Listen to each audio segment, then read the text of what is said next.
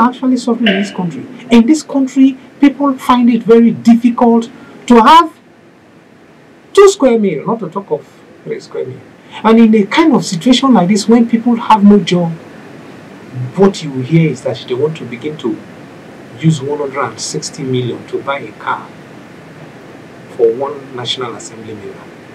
How many National Assembly members do they have in a state? When you check those calculations, you will discover that they will be spending sometimes between 1.6 billion to 2 billion for National Assembly members just for their cars in a state. Basically, when you look at the situation of Nigeria, you cannot even call anybody employed except the politicians. The people that are employed, they too are looking unemployed because they cannot take care of themselves. Their take-home pay is about the worst in Africa. Welcome to Voicetv Nigeria. My name is Mohammed Jinadu, your host. The Nigerian state has been bedeviled with season strike, always. Strike for pure water, strike for wages, strike for everything that doesn't make sense to the average Nigerian. Today is day 2 of the indefinite strike. Because of, on one part, the story says, Ajero's attack in Imo State. The second part saying, because of demand that's backdated since 2009. While we were going around the town to have feedbacks on the impact of the strike, we stumbled on someone that Nigerians should get to know, someone who is the leader of an association that is most important to the development of our nation, the most productive community of our nation. I met the president of Unemployed Youth Association of Nigeria. He is here with us in the studio to speak about the vision, the impact, and the solution to unemployment increase that all successive governments have had issues providing solutions to. You're welcome, sir. Nigerians would love to know your name. Nigerians would love to know why the association was formed, the vision, and Nigerians will want to understand the challenges thus far and what you think the solutions are towards unemployment. Thank you. Thank you very much. Well, my name is A.B. Clifford Swofa. Unemployed Youth Association of Nigeria was formed first in line with the Constitution of the Federal Republic of Nigeria. There is freedom of association. And so it was formed with an objective to advance the socio-economic concerns of those at the informal sector, the underemployed, and the unemployed. Those are the basic reasons.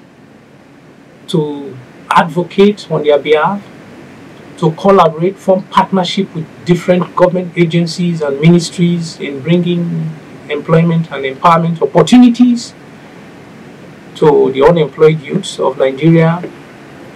Basically, to unite those at the informal sector, the unemployed youths, into one fold so we can now begin to express ourselves in a better way. We know that successive governments have always claimed they've had empowerment programs, and measuring it with the impact in the society, nothing has changed. It seems policies and monies go, but nothing changes. What are the challenges being the national president, knocking the doors of this ministry, department, and agencies? The first thing you do when you want to solve a problem is to note the level, the magnitude of the problem. If you want to put water into a drum, you want to fill the drum with water. You just put a gallon inside the drum and you expect that the drum will be filled. It cannot work. So the first thing is to know the number of people, the categories, the classification, the people you want to empower. You must be able to know how many they have and what are the talents they have. What are the challenges they have in improving those talents and those skills? Once you know that, then you will have a data first. Without that data, you will not be able to make any impact. You are coming to empower me. or empower members of the unemployed youths of Nigeria. And now you just empower, you just go about, you said you want to do empowerment program, but the impact is not felt because the umbrella, the association itself, the unemployed youths themselves has to be well organized in a way that if you say you are empowering these people, everybody will know that this is what you have done. The percentage of the unemployed have been empowered, and this is what they are doing. And in fact, let me tell you, we have a policy right now within the Unemployed Youth Association of Nigeria to reciprocate governments, to reciprocate any kind of empowerment that comes to us. For instance, if you come and say you want to empower 50 of our members, unemployed youths, those members are required by our policy to also reciprocate that empowerment by training at least 2, 3, 4, 5 persons for free. For instance, you empower an unemployed man with 1 million naira through us. That unemployed person will now use that skill and that empowerment you've given to him to train 5 persons for free. He may not have the capital to assist that person with starter packs, but he has given that person skill. The knowledge is impacted. The knowledge is impacted. So if you empower 1,000 persons, we now assume that you have empowered 5,000. That is a cluster value chain. That is the policy of the association. Have you ever had any government assistance thus far? Because in between, it's obvious there are challenges, not being able to manage this. And do you have a collaboration to proper itemize the need of the unemployed persons or underemployed persons in Nigeria with NDE, Nigeria Directorate of Employment? The Nigerian Directorate of Employment is an agency of government, and they've been doing things in their own little way, even though it's not impacting much in society as a result of the number of unemployed people we have. But let me give kudos to the newly appointed Minister for the Federal Capital Territory. That is an administration that doing things for few of our members within the FCT, and we are hopeful that within the FCT very soon we'll be able to launch a program that will empower up to 5 to 10,000 persons under the FCT administration led by His Excellency Nyesom Wike. So we give him kudos for that. He opened his door to you? Was there something correspondence? Yes, he actually opened the door to us and then directed the permanent secretary and the Directorate of Economic Empowerment and Public Partnership to introduce us to the relevant government agencies under the FCT administration to do this empowerment, different kind of empowerment programs for our members. So that is a good one. Now, we will be going to what's going on around the country. I mentioned earlier that we met and we asked a series of questions about the indefinite strike going on.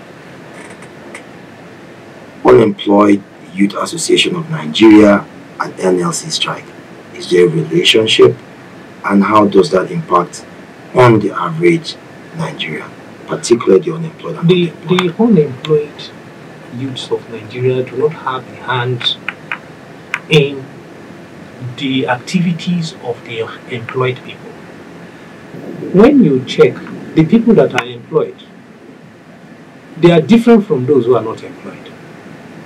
The Nigerian Labour Congress represents the workers. They don't represent those who are not working.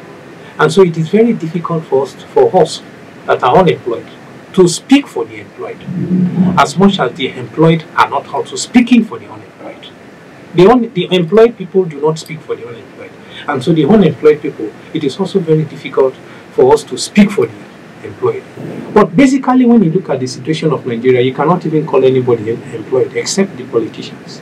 The people that are employed, they too are looking unemployed because they cannot take care of themselves. Their things, their take-home pay is about the worst in Africa. So they are also either underemployed or maybe unemployed too. And every year, every day, we continue to see the Nigerian Labour Congress go on strike. They call back, they call off the strike. Then later again, they go. Somebody push the president of the Nigerian Labour Congress from behind, or he was slapped somewhere. They go on strike again, and they come back from strike. These things continue, but the lives of the masses of this country, nothing impact. No, there is no positive impact at all. You only hear of strike. You only hear of strike. It will get to a point when somebody will mash the leg of the Nigerian Labour Congress president, and they will also go on strike, and it will still not change our condition in this country. To finally put to rest the vision of unemployed, what will be a sort of admonition? Because what you're saying is the numbers of the unemployed and underemployed is increasing by the day, and there is a fear to not see an implosion within the system, because they say the hungry man is an angry man. As the national president of this association, and you understand the pains of this membership, growing membership by the day, and I'm sure you're overwhelmed with the growing number, what is your advice to the authority against implosion or anger of the people? First, I will correct an impression, because we are not in support of anything violence. Anything violence is not supported. For some people to claim they want to beat up somebody, maybe the president of the Nigerian Labour Congress, and then they strike now, we are not supporting it. We urge the government to look into those issues and to make sure security issues are dealt with in a security way. If there is any security issues, those responsible should be held responsible for those crimes that they have committed. And so if the president of the Nigerian Labour Congress was assaulted, then they should begin to prosecute people. We want to see prosecutions going on. Those are the things. And then on the other hand, we have to, let's use this opportunity to warn, because like I said before, the strikes that are going on are not impacting anything positive in the life of the average man. We still see hunger in the land, there is unemployment, and people are actually suffering in this country. People are actually suffering in this country. In this country, people find it very difficult to have 2 square meals, not to talk of 3 square meals.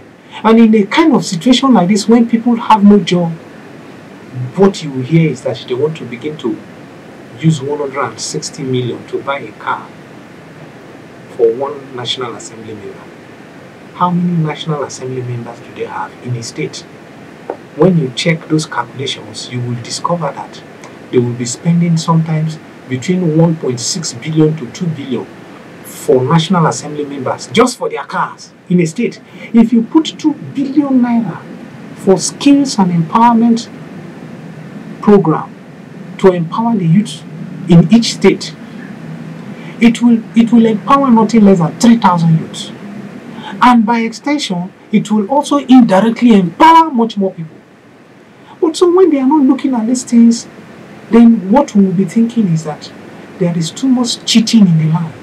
The political class is taking everything for themselves. They don't care what happens to the common man on the street. They don't even care what happens if those people are dying of hunger. If there is electricity power supply, it's not their problem. Their problem is to live in luxury at the expense of every other person. That is very bad, and we must sound that warning. Every day we see Nigerian Labour Congress go on strike, they call back the strike.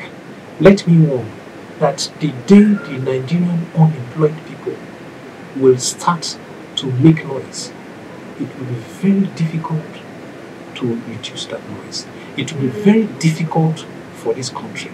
So we just pray it doesn't get to that level.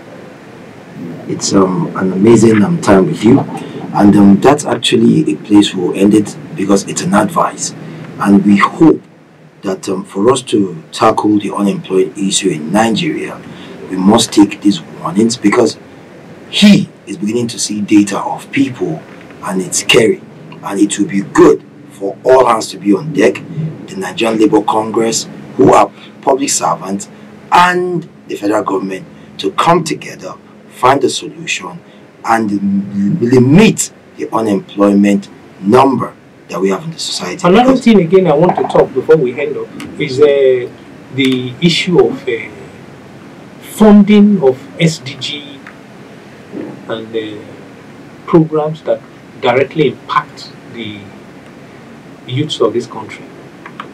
When you look at the budget, what's the budget for those job creation issues?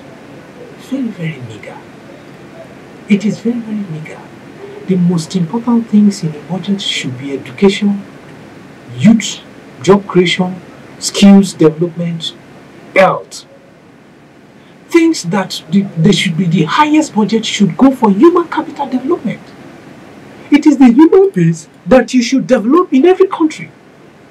And so these are the demands. You remove subsidy. You have removed subsidy. That is the only thing that has been making people to be able to pay transport and go to where they were going easily. Now, with the subsidy removed, somebody that was paying 500 naira to and fro where he works now have to pay about 2,000 to 3,000 naira.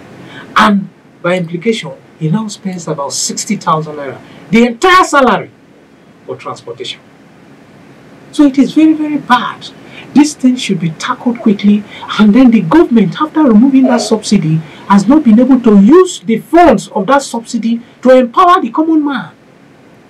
There is nothing wrong if the government is budgeting 4-5 trillion yearly for human capital development. Those are our demands. Make those things available. It is the money.